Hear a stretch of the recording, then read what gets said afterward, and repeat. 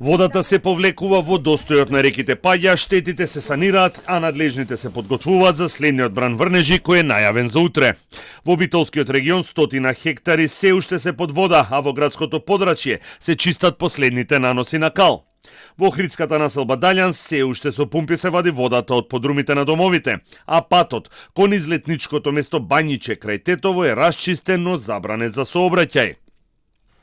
Во Кочанскиот регион се намалува нивото на водата во сите притоки на реката Брегалница кои вчера се излејаја од своите корита.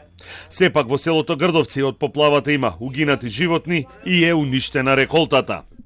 Механизацијата е на терен во Ресен и околината каде што се чистат каналите за да може да истече на собраната вода од силните врнежи на дожд.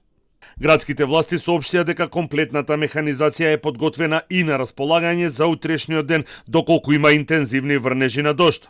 Препораката да не се користи водата од градскиот водовод останува на сила, иако бактериолошкото испитување покажало дека е исправна, но изворот се уште е заматен. Во Кичево состојбата полека се стабилизира, водата се повлече од поплавените куќи во дивата населба крај реката Сатеска, но домовите се невселливи бидејќи се полни со кал и шут кои ги донесоа надојдените води. На евакуираните граѓани на располагање им стои салата Христо Узунов, каде локалните власти обезбедија топли оброци и лекарски тимови за згрижените, како и лица задолжени за одржување на хигиената.